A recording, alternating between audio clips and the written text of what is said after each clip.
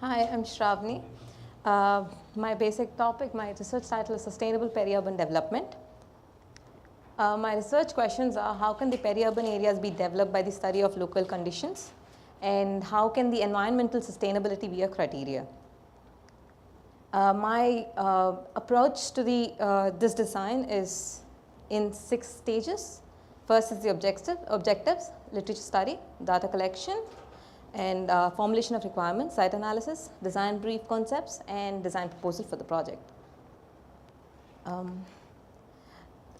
My main aim is to gain knowledge about the history of the peri-urban developments, and to gain knowledge about the growth of peri-urban cities, and also to find the relevant precedents, and to create new methodologies to develop the peri-urban areas, and to make theoretical investigations on the existing peri-urban cities based on the existing environment, to develop a design methodology for developing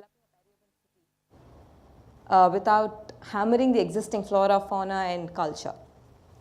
So the diagram here basically shows the general settlement patterns.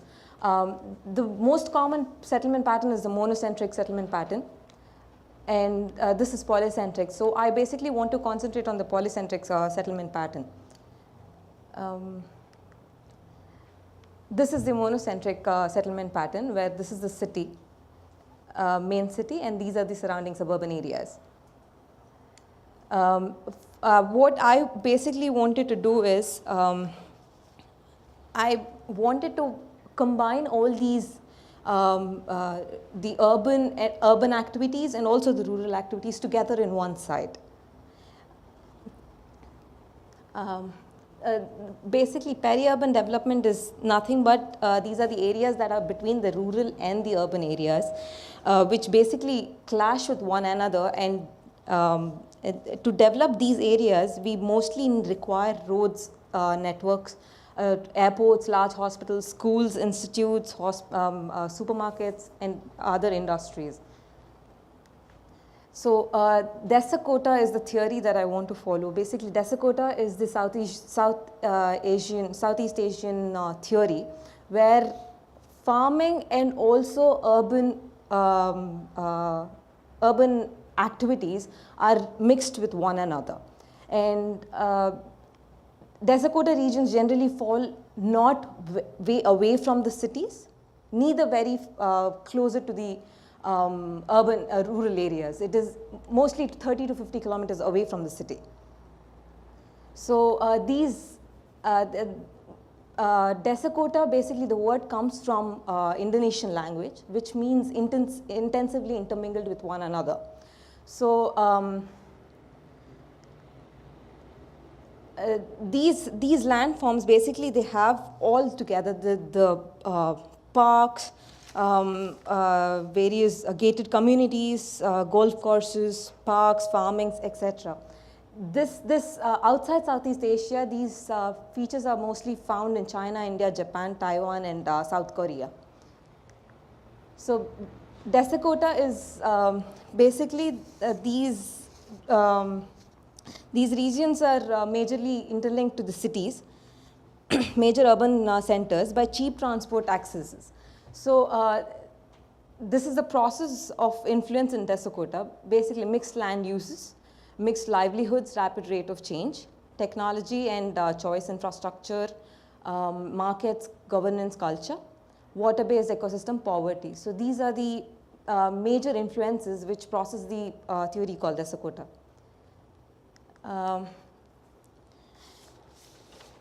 There are a lot of challenges which come across when Desakota science, when forming the Desakota science. To eradicate all those challenges, mostly we need is ecosystem services. Services are benefits that people obtain from ecosystem that include provisioning. Provisioning is the basic needs of the common man, that's food, water. The regulating services, that is the climatical changes. And the socio-cultural services like aesthetic, spiritual, education, and non-material benefits.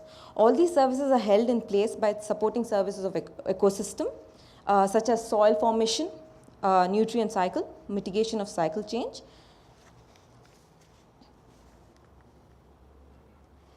This is the conceptual framework of Dakota phenomenon. These are the major characters that play importance in this phenomenon. This is the example in Indonesia. This is in Yogyakarta. These green lands are the agricultural lands, and these are the dwellings, I mean, housing and various other activities. Why Dakota? Basically, Dakota is it's a densely populated smallholder cultivation agriculture. Opportunities for seasonal labors and markets for vegetables and other products. Well-developed infrastructure of roads. Increases the opportunity for employment in rural industries. Increases the participation of female in non-agricultural labor. Intense mixture of land use with agriculture, cottage industry, suburban developments as well. This is another example in Indonesia, where there are cities, the buildings are building up. There is a road, motorway, and also agricultural lands. Basically, the relation between Dakota and the ecosystem and the Dakota is they just don't want urban growth. They want rural growth as well. So to mix these both, the main the energy, water, power, all of them are used from the surrounding areas. This is another example in Indonesia as well, but Banten, where there is agricultural and also urban areas growing up. Basically technology plays a very important role in the formation of Dakota. Most of the Dakota features are enabled by technologies like communications, energy, transport systems. More increase in these technologies, it enables the access to higher income and more diversified livelihood strategies.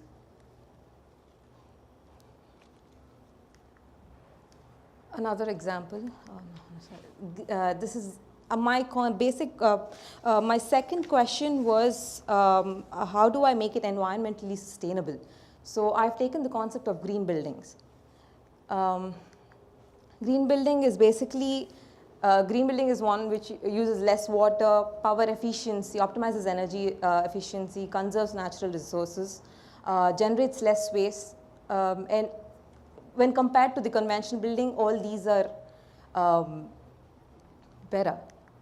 Then green buildings, they have a lot of advantages than the non-green buildings, much less impact on environment, improve health and productivity, energy and resource efficiency. This is one of the large-scale environmental complex which is in UK, St. Austell. This was basically a quarry which later was designed in an environmental complex. My south is basically in the south of Dhuri, where this is the quarry, the industrial zone, and this is the Auckland's proposed special housing zone. This is my proposal site. This is the unitary plan of Auckland. The industrial zone is right here, and this special housing zone is here. My south falls here. This actually, Papakura is now very developing zone right now. They're developing it pretty good. And this is the South Dhuri. This is the quarry. These are the special housing zones. There are about 12,200 jobs in quarry. So this is the housing zone for the workers there. And This is a special housing zone.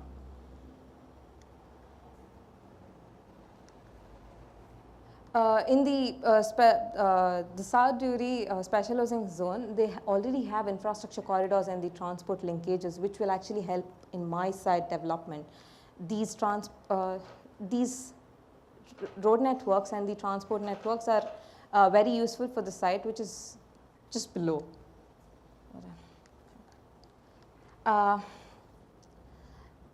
These are the, this is the zone where I have taken, and this is the, there is a significant and moderate changes happening in that area.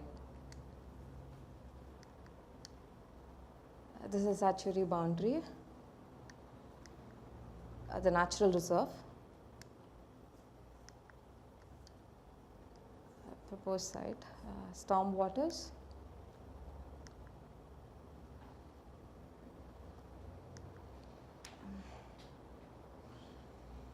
This site is an area of 235 hectares, where I plan to build on 70 hectares of land, and using the rest remaining site as it is in, for farming and agricultural purposes.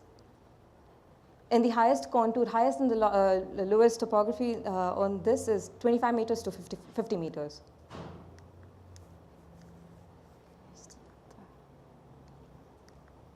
This is the hydrological map.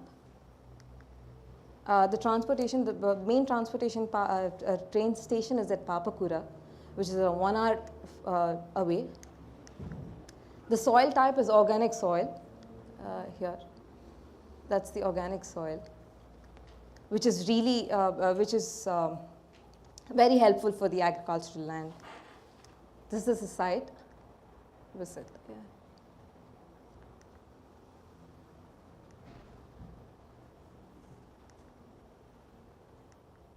The site summary, the site area is 235 hectares. Distance from the quarry is 1000 meters. Nearest public transportation is Papakura, location is South Duri, orientation is geographical north. Sun path is east to west, wind direction southwest. Soil type organic soil. Topography 25 meters to 50 meters contour line.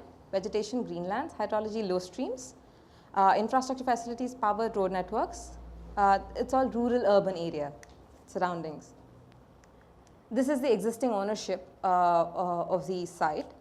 Most of the units, most of the dwellings are single units. The entire number of plots is 76, and the rest of them are mixed using like a market, gardens and orchards, special livestock, single units, lifestyle multi-units. There's one educational institution also. According to the conventional SCIB style planning, the maximum number of houses that can be built is around 4,700 houses on 235 hectares. The minimum area that I use, the minimum is 500 meters, 500 square meters. So according to the 500 square meters rule, there will be around 4,700 houses. What I have done is I've taken individually 25 hectares of land, divided the program usage, and the program along the street.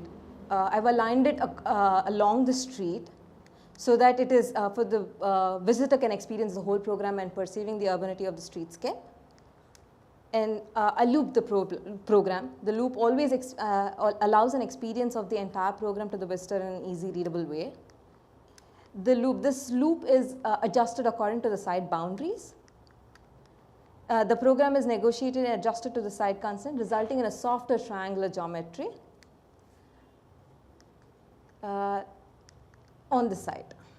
So these buildings are 25 hectares each. So on the whole, these buildings can accommodate around 15,000 houses and also other activities like parks, schools, offices, commercial buildings and all that.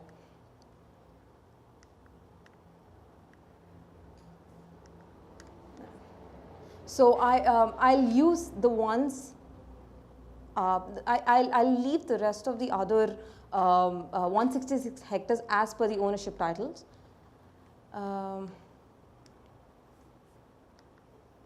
So there'll be dwellings, social clubs and galleries, restaurants, schools, parks and entertainment center, commercial and thematized store, hotels, motels, and backpackers, open to air theatre, and parking in one building. So this is all on the site into 3 times. There are 3 buildings like that. So the maximum number of floors go on this site is 14 floors, and the maximum area is 34,000. So this was an apartment. This area itself is 34,000, and it can go up to 12. It goes up to 12 floors. So there are a lot of houses which I can accommodate in these buildings, other than just spreading it on the land. 3D views.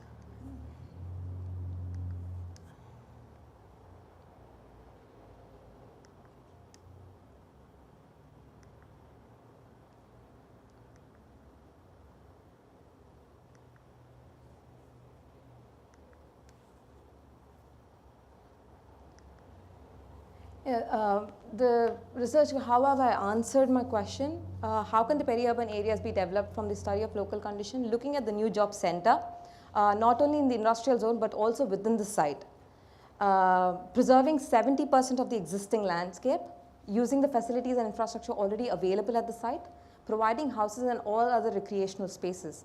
How can the environmental sustainability be a criteria? By using, making green architecture very important, and also using the locally available resources. This is the last slide. Hello? Yeah.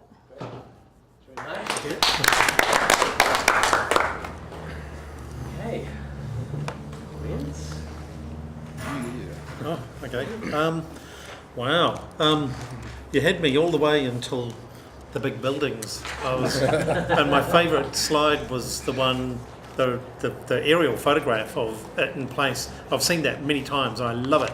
Absolutely love that. And I think, and so I don't know if you've seen Gary Marshall's Auckland Permacultural Society. I think it's called the Manifesto for Auckland. Have you seen that?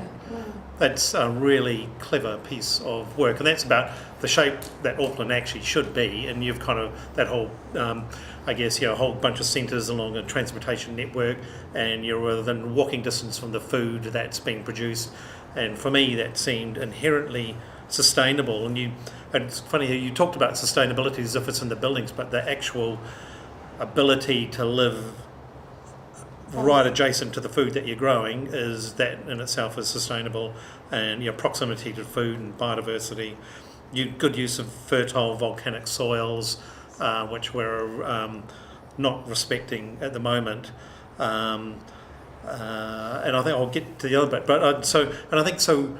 Obviously, like I said, I've seen that many times in all parts of Asia, and it's sort of, there's a kind of a messiness to it, and I think that kind of suits that situation. But I reckon you need to pick up the principles of that. So what is it about that? And then considering public perception in New Zealand, we visit that stuff, we don't live in it, we're just so unaccustomed to it. So you need to New Zealandify that, if there isn't such a word as that, but we're going to make it up. Kiwify it, which also isn't a word, but you know what I mean. So I think, there's some principles there that are really sound, but I don't get the bulk. I think the bulk is, Indonesia is a hugely populous, 200 million people. I get it, but New Zealand, we'll struggle to get up to 2 million in Auckland, so we're going to get there. So it feels like you could dial that right back, and it would still be a really good thing. I think part of the argument was that we 15,000 jobs at the new Drury South thing. Right. And so if we did it with, so we're looking for 15,000 dwellings or whatever. Yeah. If we do it Kiwi way. Yeah, right. Okay. It's about 4,700. We get 5,000 houses. Right. And we wreck the landscape. I think we get that. You don't have to wreck the landscape, but okay, I get what you're saying. He's saying the hard edge sort of shape, I think, Or even just stacking it 12. I know, 12 stories. That I could see that in the outskirts of Mumbai and that sort of thing, or Jakarta, but I struggle to see the relevance in New Zealand context, really, for me. Sorry to interrupt again. Yeah. No. But I guess it's how I think, how do you prevent sprawl? How do Yeah, you yeah, prevent, yeah, how of do you course. prevent the Kiwi? Or how do you make blah, blah, sprawl blah, blah, work? blah? Because it's okay. So this promotes sprawl anyway. So you're sprawling because you're building it in Drury. So that's inherently sprawl. But you're preserving that agricultural landscape. Sort of make like a medieval It's city, interesting. aren't you? Well, with the- well, you'd be better to map all the good fertile soils and not build there. Build somewhere where they, because that's beautiful volcanic soil, Volcanic. which should always be preserved for growth and don't live on it. So, know what I mean? Or live amongst it, in it. I'll stop answering questions. Your turn. I mean, it's interesting to see the project after the one in town, which proposes similar equation. Yes. You live in a building with everything on it, and leave land to happen around it. Mm. And for some reason, we kind of were more inclined to like, if you want, the option in town. But to do it in the middle of the countryside where now they grow onions Mm. is such a sacrilege, sin. Mm. But yeah, so I mean, I suppose that personally I don't see much difference in between the two proposals. Okay. Basically, you are suggesting verticality, sustainable verticality against sprawl. You have chosen that place in Drury for the reasons that you have explained, and you have chosen you have explained the reason, the way of that you are going to design the building. Why only 14 stories? Because that's the Is that minimum the- amount that I can give for the houses and for the jobs that are coming up in South Drury. So the minimum amount I chose to give was around 15,000 houses. 15,000. So on your equation, which seems to be really kind of well set and solved, assuming that, we like that type of buildings here in New Zealand, let's put that apart, why not just do it with one building only of 14 times 3? 14 times 3. Yeah, instead of 3 buildings. Will not that be more effective than 3 buildings? One building was 60 Clustering. stories. Yeah. No, making everything into one, it's easier to divide and put it, and you have something else to go to. I mean, if you bore at one place, you can go to the other building. So you don't have to be just in that building. You can come out in the site, not outside the site also, but in the site you have options as well. Yeah. So 14 stories seems to be to you, by your standards, is acceptable. By our standards, probably is not acceptable. But if someone came from another town, the 60 stories will be acceptable. So really, I think you need to kind of define what is acceptable, not technologically, but what is socially acceptable Okay. on the site, with the culture, with the costumes, with the quantity of people. Just because it works with numbers doesn't necessarily mean that, is viable. Really? I would prefer to see the 60 stories. I'm struggling with that Pick one it too. up. But, You'll pick it up from the distance.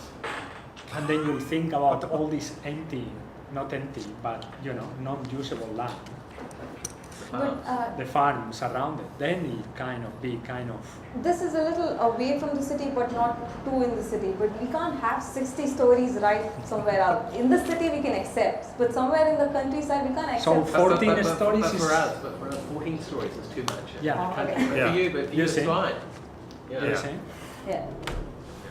That's So a you need to small- kind of find and still make work the equation that it works. Obviously, it's like a little bit like common sense. If you reduce the footprint and you go up, it works. But I mean, it's not just as simple as I think. How's that? Okay, so Julian. I think it's really interesting. It seems to me to tap into our agricultural history of, New Zealand has was the breadbasket of England, or Europe, whatever. But I wonder if the word building is, it seems to me they were like medieval towns, like the way you've sort of ringed them, and it reminded me of a city wall around a medieval city. And so inside that city was all these things, schools, education, some relaxation stuff. Yeah, all that sort of businesses. And I wonder if I don't know, for me, I think I agree with the other guys, I'm not sure building's quite the right thing. But if you'd said to me it was a village, self-contained village, or a town, I don't know. But do you know what I mean? To shove it inside one building, it seems a little bit odd for me as a Kiwi. Put it on pilotis. Well, that too, yeah. But then nothing will grow under that anyway. Yeah.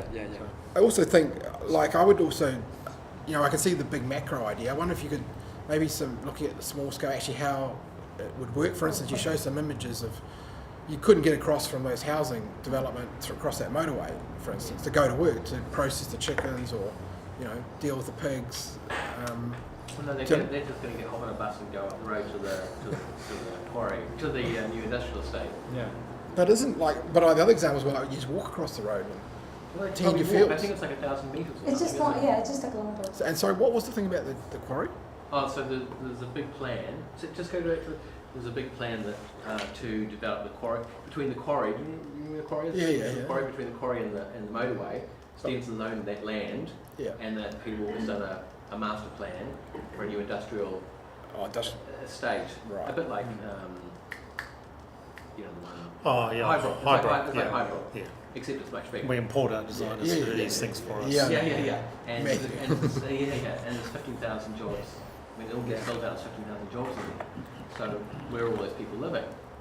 And so, But are they living? But hang on. But are they that, dealing with the land? Are they living? That's industry. It's not land-based production. Oh no, of course not. No. It's basically, So this is a coincidence. New That's beside a Zealand quarry. industry is warehousing, from the airport to the Yeah. So anyway, Sravani's thing is, we want people to live close, obviously. Yeah. But if we have them living close to the way we normally do it in New Zealand, all that land disappears. Yeah. I realise all that. Yeah. But I'm not convinced. Like I think Mike said, of the image of this building. I think of it as a community, sure, or what I call a small We town, evolved. village, but not a building. Find some non-fertile land. I agree with the concentration, but I just don't quite like the words that you're using. For me, Okay, maybe we'll ask our associate professor of urban design, yeah. and he can tell us. Well, it's a brave proposal. I really like the whole idea of this project. It's provocative and it's interesting. It's new. The discussion seems to be going a little bit of left and right and zigzag and everywhere because you've left us too much room for speculation. I think you need to tighten the rules of your project and say this is about environmental sustainability in particular. I'm not going to judge aesthetic issues too much or cultural or economic. Is this expensive or not? I'm really focusing on the environmental impact, ecological footprint of this project. So, and then you go into the criteria, and you say, well, I'm looking really into the overall metabolism of the structure, plus the soil issue is really big one. So you could reduce it to 3 factors really: carbon footprint, water footprint, and soil. And maybe not in that order. Actually, say soil first. This is South Auckland. I really want to put the soils at so the building the footprint must shrink as much as possible. And then number 2 is maybe carbon footprint probably, and then number 3 is say water footprint. So you will try to minimize all 3, but then you need to offer us more design strategies, more master plan concepts. Maybe it's just 1 structure, maybe 3, maybe 10. Maybe they are really pointy and skinny and tall, and maybe they are bigger. So we don't know.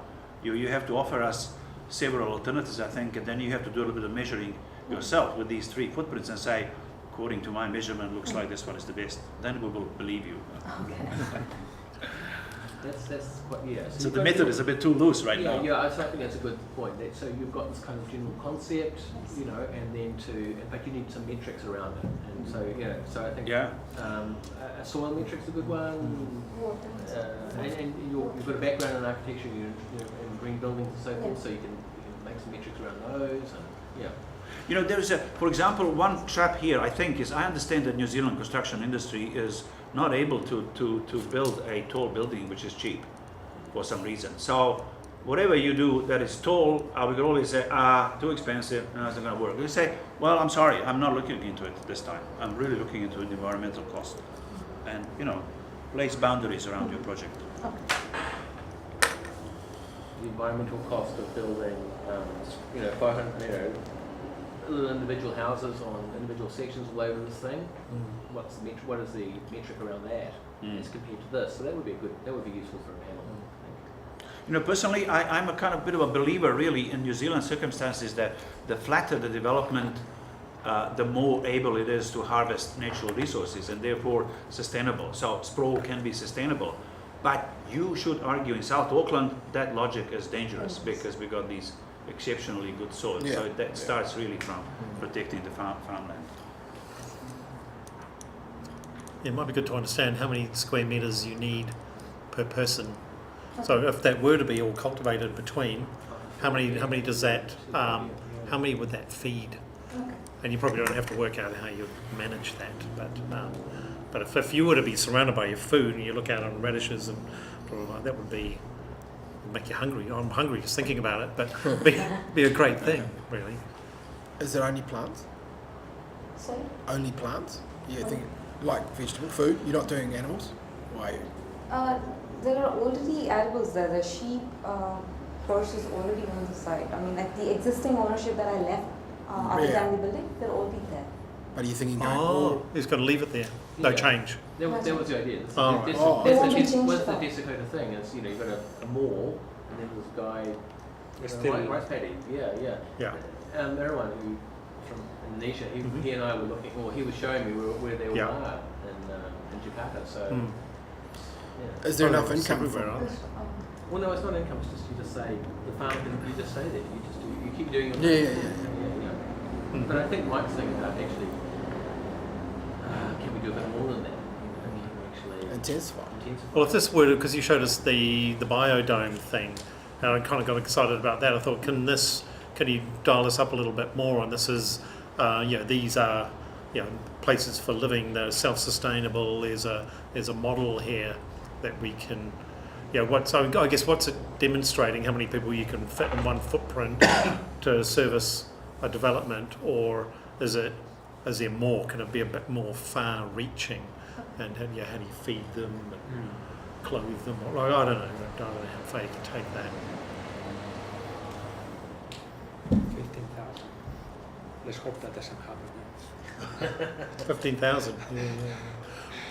I think They'll all you live on probably the need. North Shore. Maybe you don't need to test it. You can answer this, but do you need to test this against spending a bit of money on doing a TOD, which was kind of what we just saw, and all of those people just take an electrified rail link. They all live wherever they want to live and have the lifestyle that they want to have, but we're bringing them to there, which doesn't give you a project, but you've got to have something to benchmark against, I guess. You could do this thing, but it's actually, if you wanted to be really green, you just upgrade the transportation. I don't know. I could be wrong. Is that a step too far? No, that's interesting. I mean, 'cause Well, maybe, it's maybe, the opposite situation, isn't it? maybe in reality, when they build, We are closer to that than that they'll be, or even worse, it'll be. Well, I shouldn't say worse, but basically people who live in South Hamilton and get in their car and drive to it. Well, it's like that. So if you live in London, a lot of people, what for us, where you get, it'll be like living in Hamilton, wouldn't it? You get in the train, and then you're in the city, and it doesn't matter where you live really. You're there. It's really efficient, and the footprint, the amount of people, the density on the train is high enough to make it a really viable proposition.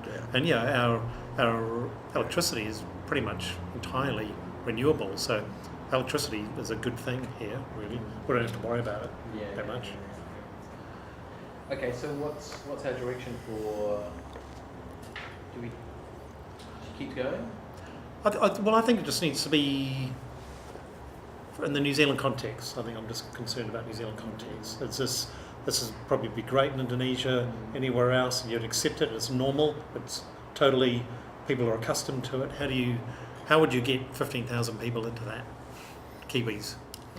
And so to his point is you shouldn't be, maybe you should be, there's a different kind of language and you should be talking Different about typology. kind of Yeah. a town, a medieval village town, Yeah. which is intensified. That sounds attractive. Yeah. And that sounds attractive, and you've got, it's all intensified here, and then you're Yeah. surrounded by the fields, blah, blah, blah. Just as a current, listen to the chat. Have you thought? I mean, do you know Hotel Kandahalama? Which is Hotel Kandahalama, which is, even though it's a hotel, it's Jeffrey Bawa. It's like a kilometre-long building. Okay. It's only 6 stories high, but it's actually a beautiful building that's actually basically hidden by greenery, like a Hanging Gardens of Babylon. But instead of going 30 stories, maybe you think about landscapers or something. But then you're Yeah. I know, but you're this- sucking up the land. But if you look at the footprint of it, it's actually really thin, that building. It's really thin. What's it called again? Hotel Kandahalama. It's near Dambulla, Sri Lanka. And your advice, I think it's good. Overall, I think the macro idea seems fine. I'm just not quite convinced by the images of it. and Dushka, you think just bring some metrics in? Yeah, Environmental make metrics, your yeah. methodology tight. Okay. Yeah. Oh, I've just got one other thing. I've seen these shapes, and it's very architectural. There are volumes that have been formed, and if your project was, say, in the North Shore, would they still be the same? Yeah. Or is there a more organic? I'm not saying organic shape, but the shape. Do they have to be the same size and same shape? Do they shift around? Because there's orientation, there's wind, there's views to the motorway, there's landform. Do they actually respond to that? And then that would be, that's challenging, but that would be really responsive. That's kind of bringing design, taking that a little bit deeper, and I guess in elevation as well. What do you pop up? Because it would be a shame if there were 3 of the same. Equal. Yeah. So that's why I was What's the suggesting 1, because then you have 1/3, 2/3 less job to do. Because it's only 1. Okay. Pick it up. Badunk, badunk. And then maybe you can make some argument. There'll be another one, Yeah. or another one, and Yeah. All right. So one last comment from. Yeah, it's more President question really. I'm sorry I missed the beginning of your presentation. Did you have some kind of a site analysis? Yeah. And yeah, there Yeah, was. I deep don't see any analysis. on the aerial. I see a wiggle of a stream with some remnant vegetation. Why is that not part Taken of the into design? account. It is. It is. It is. No, she did a hot water study. Well, no, I actually see the middle of the 3 structures sitting on top of it. Pretty kind of. Yeah, I mean, the Ignore it. location of the 3 things is pretty random. You know what I mean? As my There's son a- will say. There's a stream going through your site, and Well, I would have expected to see it actually, that it's part of the design. The have a look at that. hydrology, okay. Yeah. Okay. I could go for ages, couldn't you? I think just, Yeah. I keep saying the last one, but I guess there are a lot of people facing south there. Yeah. So when you have a shape like that, a lot of people have to go. That's why you spend a lot of time forming up the shape, don't you? So heaps of people, more people get, because and they're quite deep too. 20-metre floor Yeah, plate is yeah. deep as you want to go because it's quite dark in there, and those bits.